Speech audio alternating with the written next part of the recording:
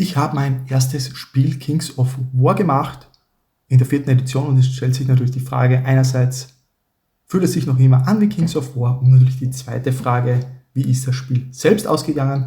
Hier kann man schon mal meine Armee sehen, beziehungsweise beide Armeen aufgestellt, bevor das Spiel losgegangen ist.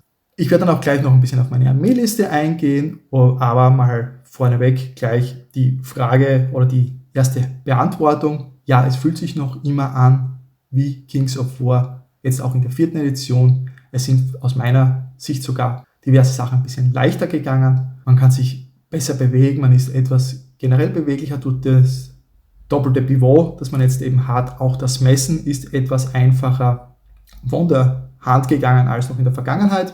In der 3. Edition so mein erstes Gefühl. Also ich habe hier in erster Linie mal Erleichterungen festgestellt, die mir mehr Spaß dann auch im Spiel selbst gemacht haben.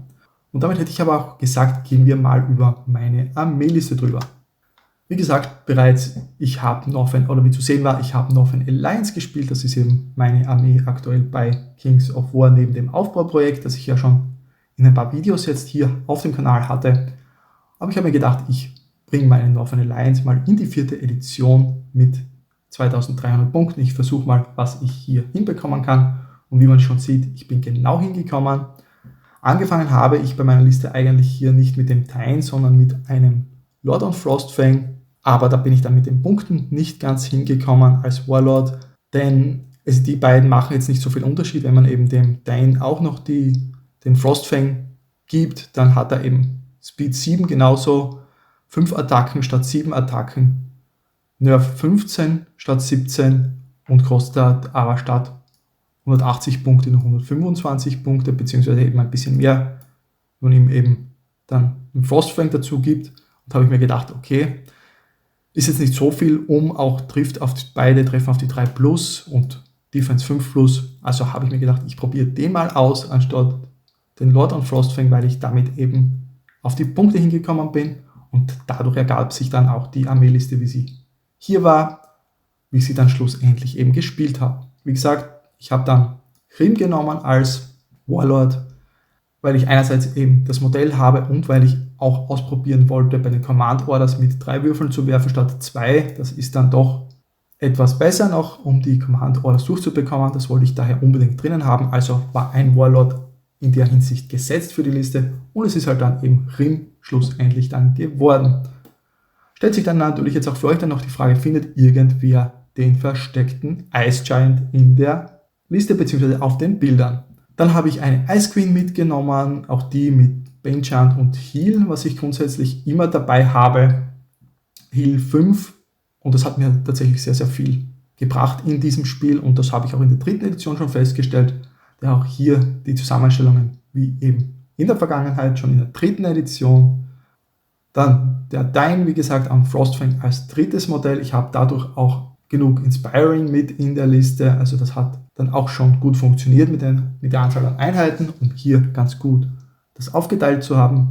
Und dann bin ich eben hier ein bisschen weitergegangen. Was ich zum Beispiel hier gleich hatte, waren die Ice Naiads. Die habe ich schon immer gespielt als Horde. Auch die waren wieder mit dem Hammer of Measured Force mit dabei.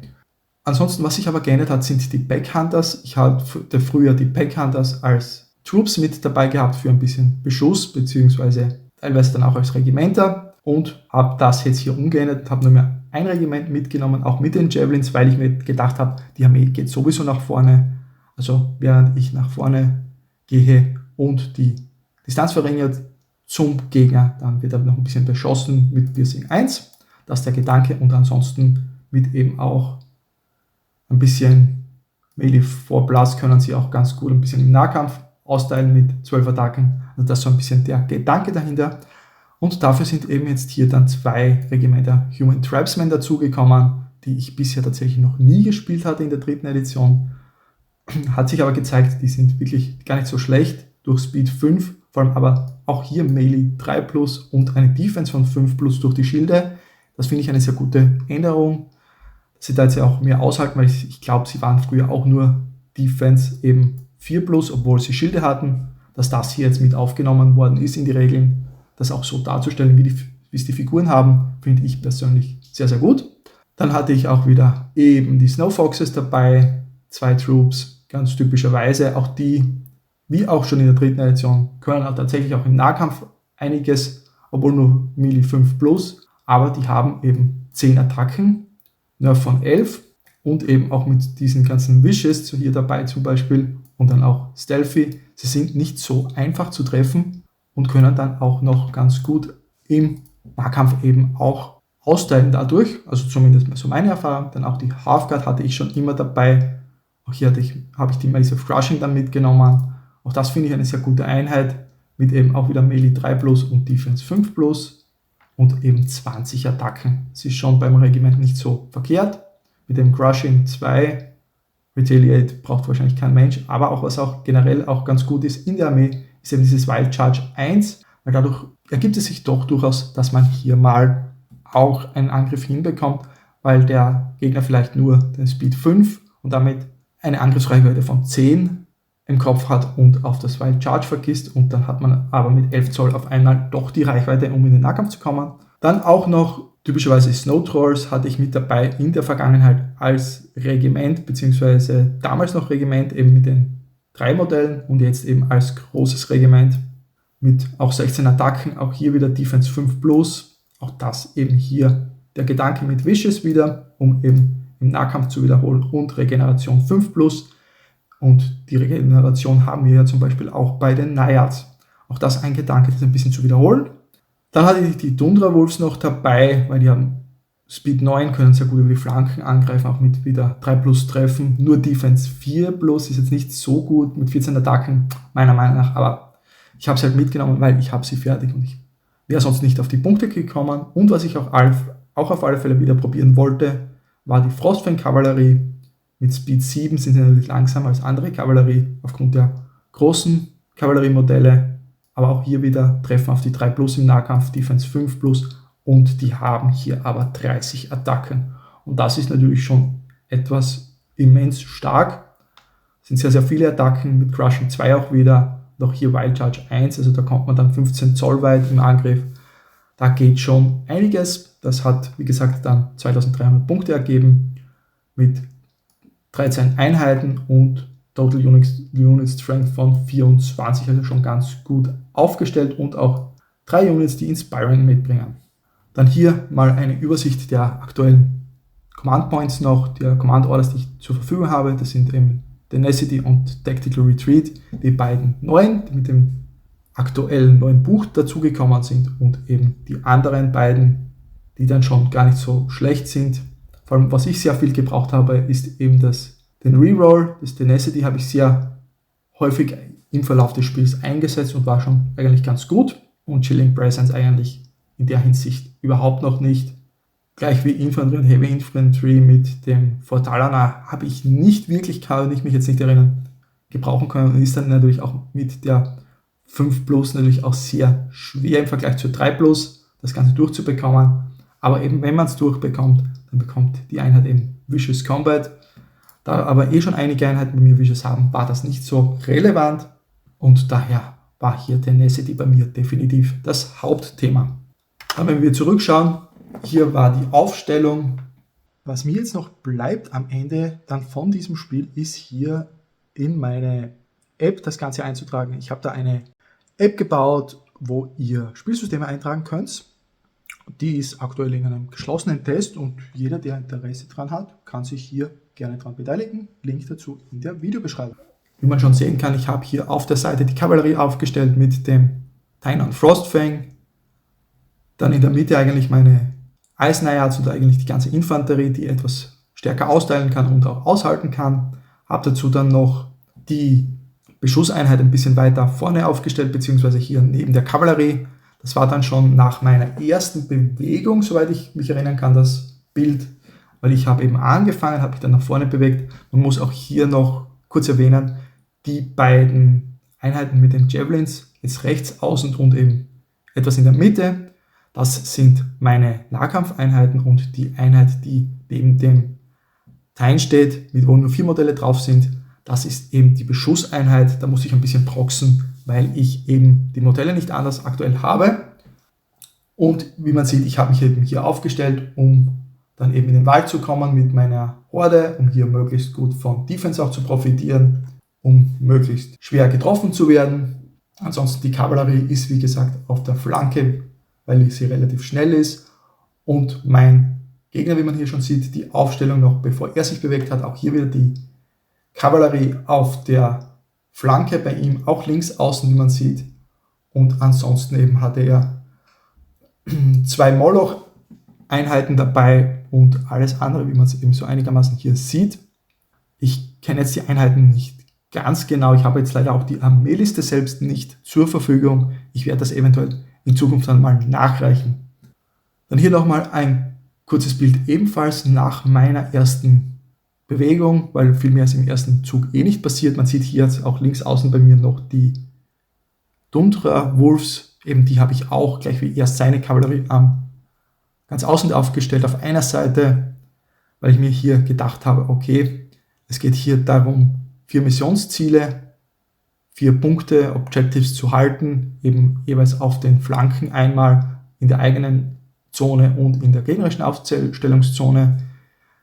Die äußeren waren, glaube ich, 2 Punkte wert, das eigene 1 Punkt und das beim Gegner 3 Punkte. Und das wurde dann eben am Ende des Spiels dann ausgewertet. Wer am meisten Punkte davon hält, ist dann eben der Sieger. Und daher habe ich auch ein bisschen hier so meine Aufstellung gewählt, weil ich mir gedacht habe, okay, er hat hier auf seiner linken Flanke auch nur diese Kavallerie aufgestellt, diese Hunde. Den Punkt schenke ich ihm. Ich konzentriere mich darauf, in die Mitte zu gehen, auf sein Missionsziel, sein Objective, mich zu konzentrieren in seiner Aufstellung, meines dabei ein bisschen zu verteidigen und dann eben das Ziel bei meiner linken Seite einzunehmen und mir das noch zu holen und so dann eben das Spiel zu gewinnen. Dann hier sind wir schon ein bisschen weiter im Spiel vorangeschritten. Wie man auch hier sieht, ich habe die Kavallerie dann nach vorne geschickt in die leichtere Nahkampfeinheit von ihm. Da hat er 2 dabei, die Sukubi. Genau, jetzt fällt es mir wieder ein, die Sukubi-Einheiten, das sind diese 2 pinken Einheiten, die Regimenter, die man hier sieht, eben das zweite von links und dann nochmal das andere in der Mitte. Das war ein bisschen Overkill. Ich habe nur eben noch im Gefühl gehabt, dass mit den 30 Attacken auch in der 3. Edition die Kavallerie schon ganz gut funktioniert hat. Und mein Gedanke wäre gewesen, eben hier durch seine Linie durchzubrechen und dann eben hinter seinen Linien sehr schnell zu stehen. Ich hätte es ein bisschen anders spielen müssen, aber das werden wir auch gleich sehen, warum. Hier jetzt eben das nächste Bild dazu. Man sieht hier schon, die Kavallerie hat sich ein bisschen nach vorne bewegt, beziehungsweise der Dine on Frostfang in meiner zweiten Runde. Aber hier sieht man dann auch, er hat dann in der zweiten Runde eben meine Kavallerie dann in 2 Flanken angegriffen mit seinen Einheiten. Weil ja, die Frostfang-Kavallerie hier hatte die notwendige Reichweite dann im zweiten Zug bei mir, um anzugreifen. Seine Sukubi hat diese auch direkt vernichtet. Aber ich habe es dann eben nicht geschafft, aus dem Arc rauszukommen, um nicht angegriffen zu werden, sodass ich hinter ihn gekommen wäre. Da habe ich leider dann etwas zu schlecht gewürfelt und bin dann eben nicht weit genug gekommen. Das hatte ihm natürlich dann die Möglichkeit hier gegeben, mich anzugreifen in 2 Flanken. Ich hatte gehofft, hier könnte es vielleicht noch sein, dass die auch mit der dementsprechenden Defense 5 aushalten.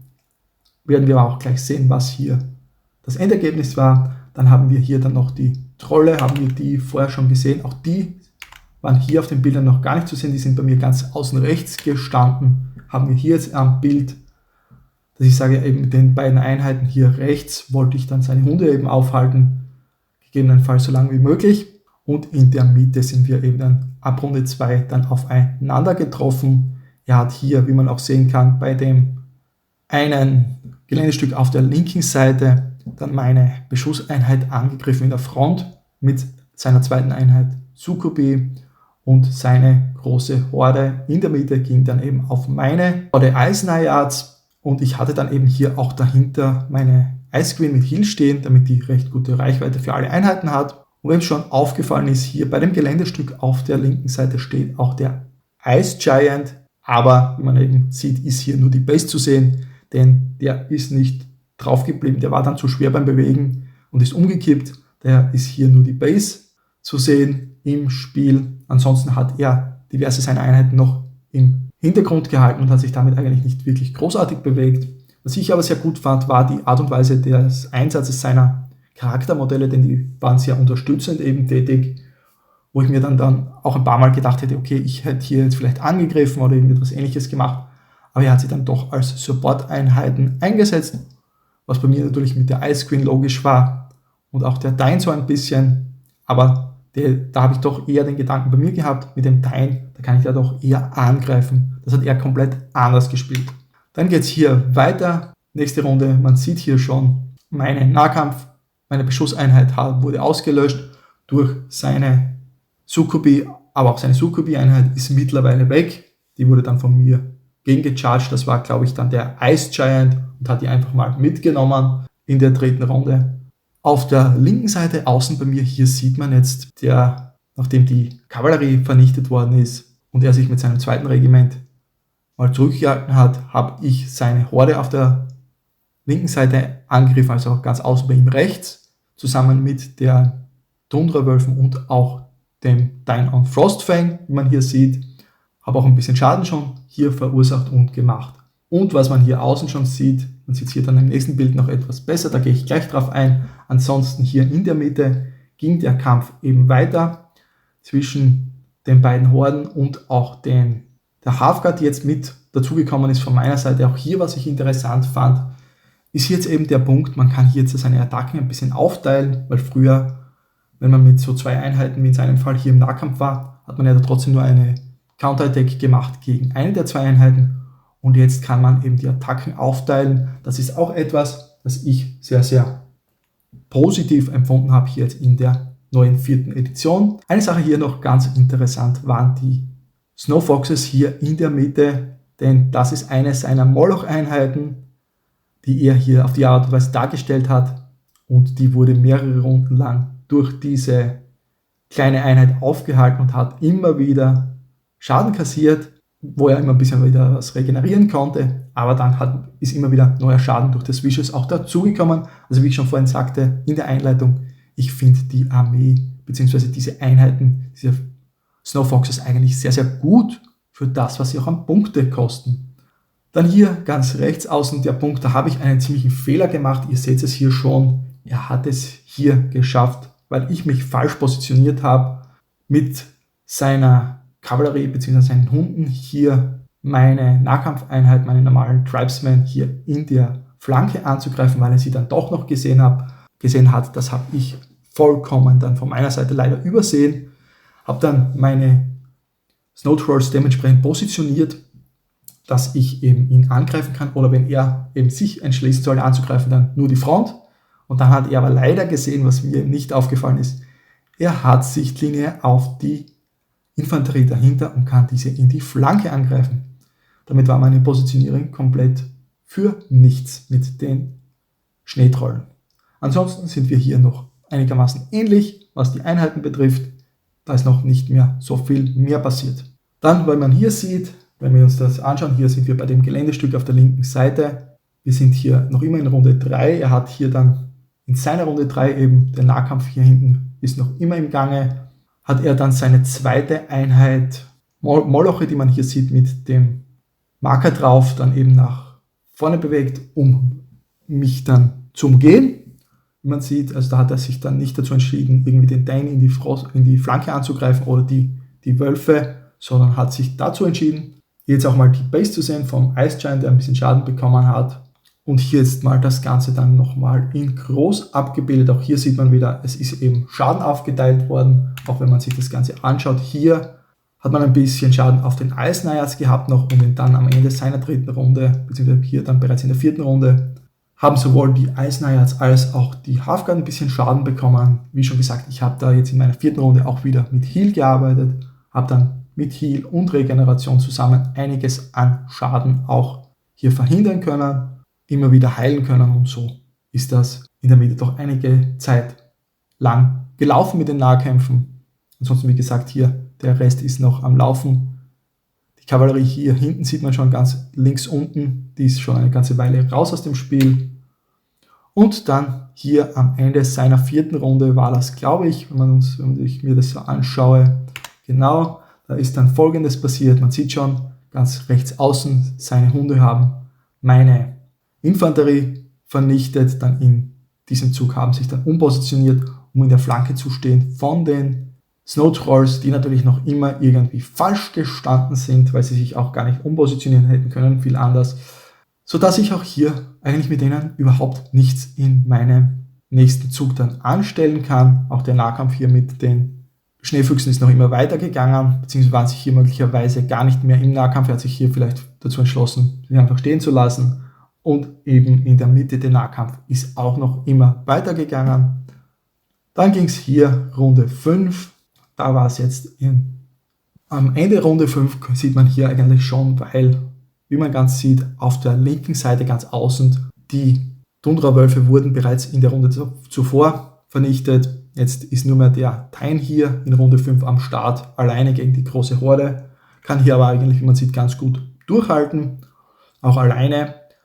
Dann hier jetzt sind wir tatsächlich wieder im Nahkampf mit den kleinen Schneefüchsen, die hier noch immer diese Einheit schon für die, ich glaube, 3. Runde mittlerweile aufhalten. Und dafür ist aber leider die 2. Moloch-Einheit hier jetzt herumgeschwenkt um das Gelände und steht jetzt hier vor meiner Armee. Man sieht hier auch schon in der Zwischenzeit, der Ice Giant ist mittlerweile auch schon gegangen. Das war, wie gesagt, jetzt in Runde 5, Ende Runde 5, und in dieser Runde hat er den Ice Giant angegriffen, der schon Schaden gehabt hat und diesen dann auch leider vernichtet und hat sich eben hier neu positioniert, sodass er, je nachdem, was er angehen konnte, dann hier ein paar Möglichkeiten hatte. Dann und eben rechts außen sieht man schon, die Wölfe von ihm haben auch hier mittlerweile die Schneetrolle vernichtet. Also bei mir wird es jetzt schon langsam knapp. Es gibt nicht mehr viel, aber ich hätte hier noch immer diverse Möglichkeiten, was ich machen kann, weil er hat auch ein bisschen noch übersehen, dass er sein eigenes Objective ein bisschen halten muss. Da habe ich mir noch überlegt, vielleicht komme ich hier noch vorbei, dass ich hier jetzt vielleicht irgendwie es schaffe, runter zu rutschen mit den Snow Foxes und dann diese Moloch-Einheit anzugreifen in der Flanke. Das war hier ein bisschen die Überlegung und gegebenenfalls eben auch mit der Halfguard die 2. Moloch-Einheit, weil da stehen wir hier direkt beim Geländestück. Und da war es, glaube ich, tatsächlich so, beim Objective, und hier war es tatsächlich so, die haben zwar bereits zum aktuellen Zeitpunkt 12 Punkte Schaden, wie man sieht, aber wenn ich es hier den Angriff geschafft hätte und überlebt hätte, dann in weiterer Folge wäre ich mit der Halfguard in Reichweite vom Objective gewesen auf meiner Seite, mit der 4 dort unten neben der Halfguard, und hätte zumindest auf diese Art und Weise einen Punkt sichern können, was sich dann eben dann zeigen wird, wie das Ganze dann in weiterer Folge ausgegangen ist. Und ich habe mich dann auch hier mit der Horde Eisnayas dann entschieden, mich weiter nach vorne zu bewegen, weil ich mir gedacht habe, okay, egal wie ich mich drehe, er erwischt mich immer irgendwie. Entweder kommt er dann mit seinen Molochen, wenn ich mich komplett in Richtung der Hunde nach rechts drehe, in den Rücken sogar. Und deswegen habe ich gesagt, die beste Lösung, die ich hier habe, die beste Möglichkeit ist, mich so auszurichten, wie sie jetzt aktuell stehen, ein bisschen weiter nach vorne zu bewegen, um gegebenenfalls in der nächsten Runde dann angreifen zu können, wenn er vielleicht darauf vergisst, mit seinen Hunden in die Flanke hier anzugreifen, oder falls er mich angreifen sollte, dann zumindest dürfte ich überleben mit Regeneration und könnte dann eine Counterattack im nächsten Zug durchführen. Und hier sind wir dann aber auch schon am Ende eigentlich angekommen. Mehr Bilder gibt es hier von diesem Spiel dann nicht mehr. Weil wie gesagt, ich habe da eigentlich gar nicht vorgehabt, irgendwie einen Battle Report aufzunehmen, sondern ich habe einfach mittendrin immer mal wieder Fotos gemacht. Was dann aber am Ende schlussendlich passiert ist eben folgendes: Er hat hier dann in seiner Runde 5 dann auch noch die Eisnayas eben mit den Hunden angegriffen. Die haben den Nahkampf überlebt, haben dann zurückgeschlagen. In der Zwischenzeit sind dann aber dort tatsächlich auch die Snow Foxes dann auch gegangen, und auch die Halfguard hat er, glaube ich, so wie es hier aussieht, auch dann in der Flanke gehabt. Also hat er auch die angegriffen, und obwohl dann beide Einheiten überlebt hatten, ist es dann natürlich so gekommen, dass hier ich dann gegengeschlagen habe in meiner 6. Runde und noch einiges an Schaden gemacht habe. Also die haben beide Einheiten überlebt, sind dann aber in der darauffolgenden 6. Runde von ihm im 6. Zug dann eben vernichtet worden. Also hier komplett abgegeben. Die Einheiten in der Mitte, auch der Tain, der hier jetzt dann noch steht, hat es eigentlich ganz gut 3 Runden geschafft, hier dann seine Horde noch aufzuhalten. Es wäre tatsächlich so gewesen, dass ich hier Punkte geholt hätte, so wie sie jetzt aktuell gestanden wären, beziehungsweise wenn ich mich dann noch ein Stück zurückbewegt hätte, weil dann hätte er mich wieder angreifen müssen. Hätte es aber nicht in die Reichweite des Missionsziels geschafft, ich mit dem Dein wäre in Missionszielreichweite gewesen. Somit wäre das Spiel auf alle Fälle dann so in dem Zusammenhang, wie es aktuell steht, dann 5:2 ausgegangen für ihn, weil er hat eben das Missionsziel dann mit den Wölfen dann nochmal eingenommen, beziehungsweise hat sich dann auf das Missionsziel, wo die Wölfe jetzt aktuell stehen, von ihm mit seinem Charakter rausbewegt über 2 Züge und hat dann das noch bekommen.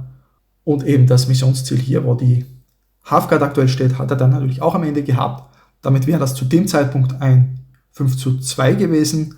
Jedoch ist es dann in der 6. Runde eben noch passiert und Gott sei Dank gab es dann aber keine 7. mehr, wäre aber eigentlich egal gewesen.